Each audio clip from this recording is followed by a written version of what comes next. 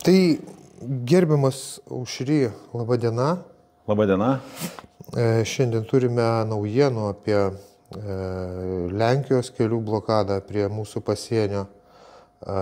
Kovo 1 dieną ūkininkai ten planuoja tikrinti automobilius.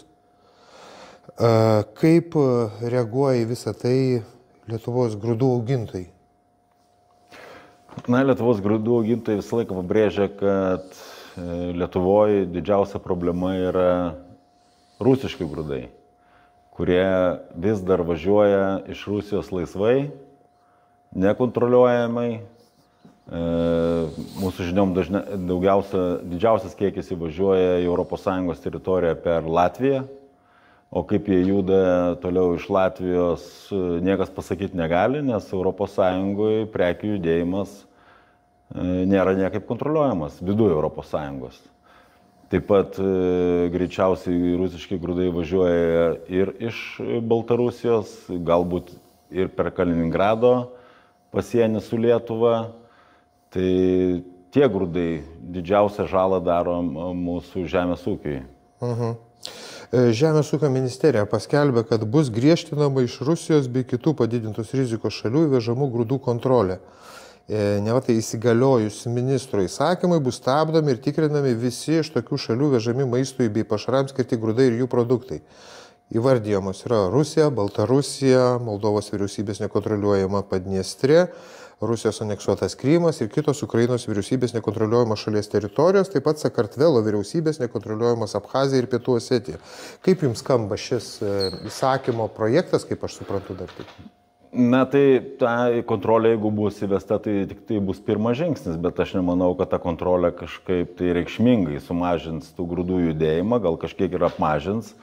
Greičiausiai dalis grūdų važiuojančių iš jūsų paminėtų valstybių važiuoja be kilmės dokumentų, be kitų lydinčių dokumentų, kurie yra privalomi ES, tai jeigu ta kontrolė bus įvesta, bent jau žinosim tikslius kiekius, tikslesnius kiekius, kiek tų grūdų atvažiuoja, bet mūsų reikalavimas, kuris buvo išreikštas ir mūsų protesto Vilniuje metu, kad tokių grūdų judėjimas per Lietuvą turi būti sustabdytas visiškai, 100%.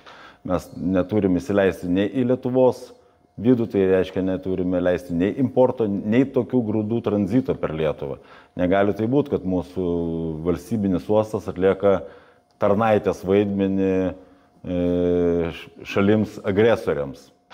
Tai smarkiai prasilenkia su vertybinėm ir moraliniam nuostatom. Kaip manote, gal čia tiesiog galėtų įsikišti Seimas, taip pat kaip ir Latvijos Saeima? Tai Latvijos Seimas parodė gerą pavyzdį. Manau, kad to pavyzdžių mūsų Seimas paseks. Aš esu įsitikinęs, kad panašus įstatymas bus užregistruotas ir Lietuvos Seime. Aišku, būtų labai gražu, kad to įstatymo projektą parengtų vyriausybė, kad nereiktų patiems Seimo nariams rengti, nes visi žinom, kad vyriausybės parengti įstatymo projektai būna kur kas kokybiškesni ir labiau išnagrinėti. Tai tikiu, kad tas bus padaryta. Turim tikrai stiprių vilčių, kad mūsų Seimas imsis ryžtingų veiksmų. Lenkai kalba apie grūdų karuselę, sakydami, kad vilkikai iš pradžių su jau ukrainietiškais grūdais šiuo atveju, tarkim, įvažiuoja į Lietuvą, nors jų tolesnis maršrutas tarsi turėtų būti Estija, Latvija ir po to ten uostai.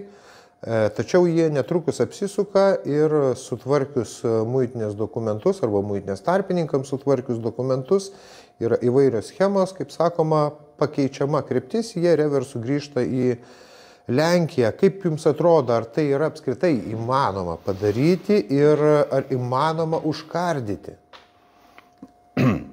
Pradėsiu turbūt nuo paskutinio klausimo, kad įmanoma užkardinti, tai tikrai įmanoma. Nes dokumentų klastojimo, čia turbūt kalbame apie dokumentų klastojimą, kai grūdai, kurių kilmė yra viena šalis, taigi patampa grūdais, kurių kilmės šalis yra kita šalis. Tai čia to būti tikrai negali, tą sukontroliuoti tikrai įmanoma. Ar tai iš tikrųjų vyksta, tokių faktų mes neturim. Neturim tokių faktų ir tai turbūt truputį prieštarautų ekonominiai logikai, nes kiekvienas kilometras ar 100 kilometrų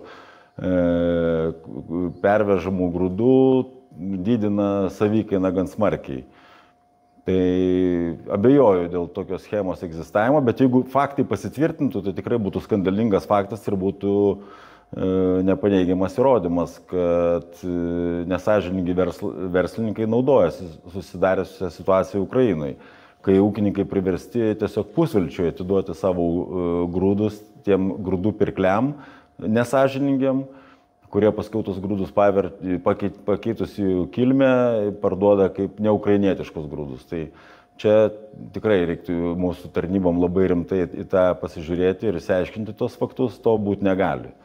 Žemės ūkio ministras šiandien kaip tik pasakė, kad neketinama tikrinti vilkikų, kurie važiuoja iš Lietuvos į Lenkiją, nes nėra įrodymų už tai, ką mes ir sakome, kad vyksta klastojimo faktai. Tai jeigu tu netikrinsi, tai tu nieko ir nerasi. Vadinasi, nieko ir nėra. Taip, teisingai. Tai tikrinimas, manau, yra privalomas visų vilkikų kertančių sieną į visas pusės. Ar į Lietuvą, ar iš Lietuvos ir nustatoma, ar tie grūdai turi tvarkingus dokumentus, ar jų kilmė nurodyta teisingai. Bet toje vietoje turėtų įsijungti ir mūsų specialiosios tarnybos, ekonominė policija, FNTT, kriminalinė žvalgyba turėtų būti vykdoma, nes reikalas yra labai rimtas. Jeigu dar politikai nesuprantant, kiek tas rimta, tai norim perspėti, kad tai tikrai gali sukelti labai skaudžių pasekmių. Apie tą patį kalbą ir Lenkai, sakydami ir prašydami, kad prie akcijos prisijungtų ir Lietuvos ūkininkai, kad būtent Lietuvos ūkininkai tikrintų. Tačiau, kaip aš suprantu, Lietuvos ūkininkai tokių neturi nei kvalifikacinių žinių, nei apskritai teisinių įgaliojimų. Kaip šitą padaryti, kad ir Lietuvos ūkininkai tai įsijungtų? Kaip jums atrodo? Ar įmanoma?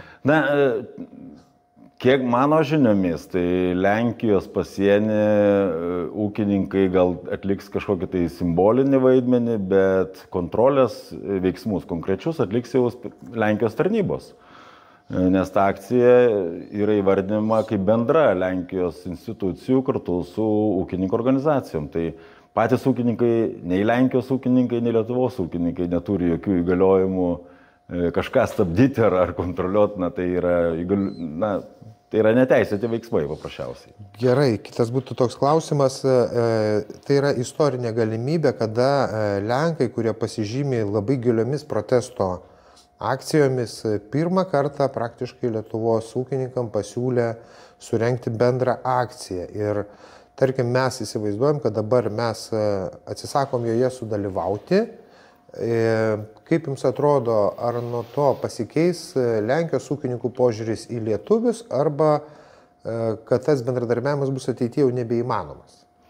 Ne, jokių būdų. Tai atvirkščiai mes manom, kad turėtume bendrauti su pagrindiniam Lenkijos ūkininkų organizacijom, nes net neaišku, kokios organizacijos organizuoja šitą protesto akciją Lietuvos Lenkijos pasienyje. Oficialaus jokio kreipimosi, bent jau Lietuvos grūdų augintojų asociacija nėra gavusi iš Lenkijos pusės. Ir atvirkščiai mes patys šiandien išplatinom keletą laiškų pagrindiniam Lenkų ūkininkų organizacijom, tarp jų Lenkų grūdų augintojų asociacijai, Lenkijos rapsų ir baltyminių augalų augintojų asociacijai, kviesdami suorganizuoti apvalaus stalo diskusiją, kurioje galėtų dalyvauti ir politikai, tiek Lenkijos, tiek Lietuvos. Taip pat pakviestume ūkininkų organizacijas iš Ukrainos, iš Latvijos ir bendrai bandytume ieškoti sprendimo, ką daryti, kad tas atsivėręs taiga didžiulis grūdų srautas nesugriautų ūkininkų gyvenimų. Nei Ukrainai, nei Lenkijoje, nei Lietuvoje, nei Latvijoje, nei kitose ES valstybėse.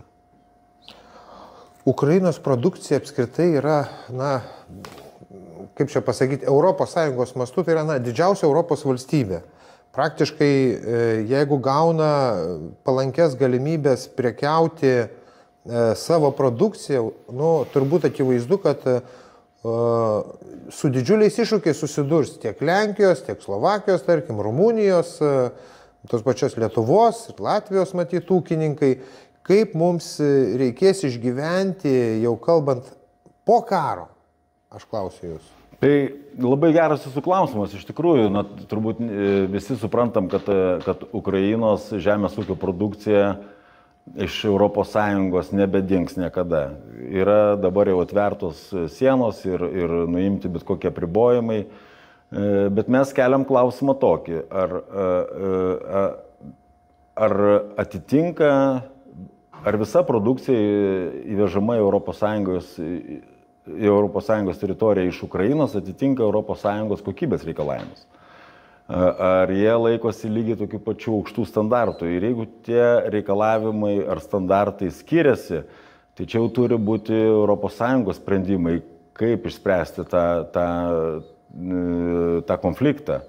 Nes savikaina žemės ūkio produkcijos gamybos Ukrainoje išlieka kur kas žemesnė negu, sakykime, Lietuvoje.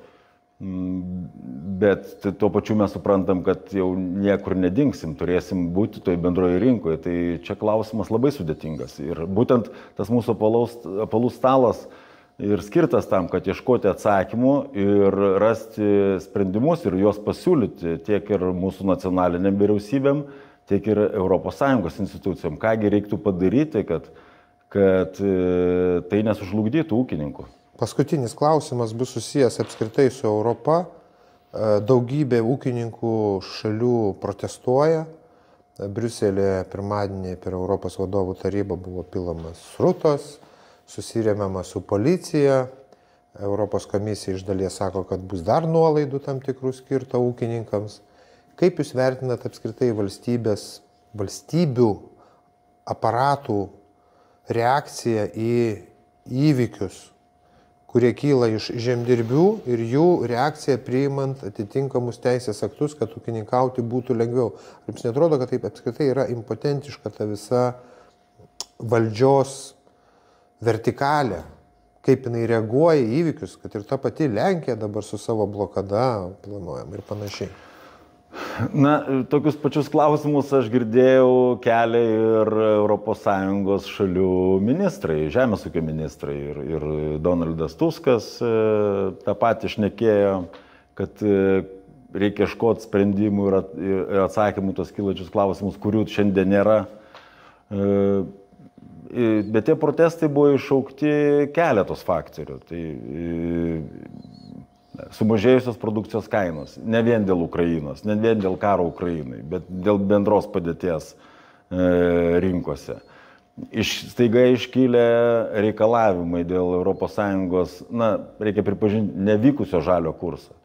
Mes apie žalę kursą diskutavom jau nuo 19 metų diskutuojam ir mes siūlėm eiti visai kitų kelių ir pasiekti tus pačius tikslus, sumažinti šiltnamio efektą, sukeliančių dujų išmetimus, pagerinti aplinkosaugą, pagerinti mūsų vandenų būklę, bioįvairovę.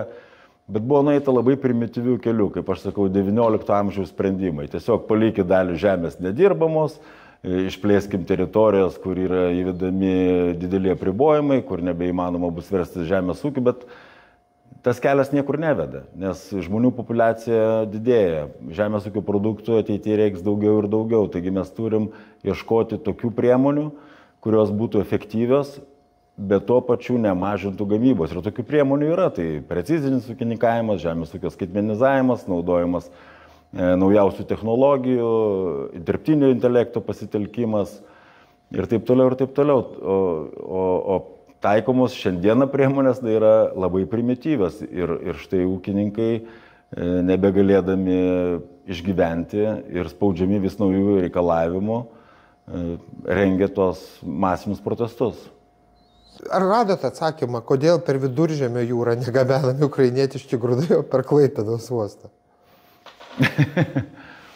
Per Klaipėdos uostą nežinau, kiek tų grūdų yra gabenama, galbūt daugiau per Klaipėdos uostą yra gabenami rusiški grūdai.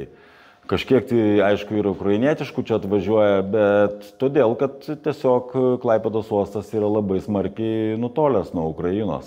ir transporto kaštai, nukritus grūdų kainom, transporto kaštai pasidarė labai dideli. Kai grūdai kainavo po 400 eurų už toną, tai tas 80-90 eurų atvežimas vienos tonos nebuvo toks skausmingas. Dabar, kai grūdai te kainuoja 200 eurų, o Ukrainoje jau kainuoja mažiau kaip 100 eurų, tai tie transporto kaštai sudaro labai didelę dalį grūdų savikainoje ir tiesiog ekonomiškai nebeapsimoka per Klaipėdą jų vežti. Bet kodėl jos nori vis tiek vežti?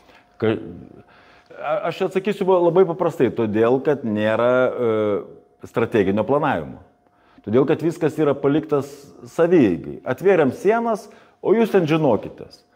Ir gavosi tokia, ne šiokia tokia, bet didelė betvarkė toj grūdų prekybui. Kol mes susivienodinsim, kol nusisviruos, dabar įsivaizduokit, jeigu jūs suliesit du susisiekiančius indus, tai kuriam lygis bus vienam toks, o kitam toks, ir tą pertvarą nuimsit, tai kaip smarkiai viskas subanguos ir kiek tos bangos gali sužlugdyti gyvenimu. Ta reikėjo daryti labai kruopščiai suplanavus ir sustigavus. Pamiršau vieną klausimą. Visi akcentuoja, daug kas akcentuoja ukrainietiški grūdai, tačiau ES yra importuojama arba, kaip čia pasakyti, tranzitu gabenama 5 milijonai tonų tik grūdų, kai tuo tarpu rusiškų grūdų yra 12 milijonų tonų. Kaip šitą jūs galėtumėt paaiškinti, kodėl yra būtent ant ukrainietiškų grūdų dedamas akcentas? Na, čia turbūt sunku rasti tokį vieną atsakymą, bet peršasi išvada viena, kad kažkas labai suinteresuotas būtų, kad dėl visų bėdų būtų kaltinama Ukraina. O Rusija yra šešėlė. Šiandien labai gerai Karolis Šimas, grūdų perdirbėjų asociacijos prezidentas, pasakė, kad mes kambaryje turim dramblį, tai yra Rusija su jos grūdais, ir bandom pagauti tam pačiam kambarį pelę, nematydami to dramblio. Tai čia turbūt atsakymas. Kažkas yra labai suinteresuotas, bet akcentas mūsų šiandien yra toks, kad visų pirma mes turim susitvarkyti su rusiškais grūdais ir negali tai būti, kad Europa, kuri yra praktiškai karo stovi su Rusija, įsileistų tos grūdus į savo teritoriją. Tai yra, protų nesuvokiama. Juolab, kad aš atsimenu, prieš porą metų buvo tyrimas padarytas, kad Rusijos karinis kompleksas gauna mažiau pajamų, negu Rusija gauna už prekybą grūdais pasaulyje. Tai Rusijos grūdų prekyba sudaro tikrai labai reikšmingą dalį jų bendro vidaus produkto ir pildo biudžetą. Ir tais pinigais paskiau yra finansuojamas karas Ukrainai. Tai čia nesuderimas tikrai su jokiom mūsų vertybinėm ir moraliniam nuostatom. Aišku. Ačiū labai Jums.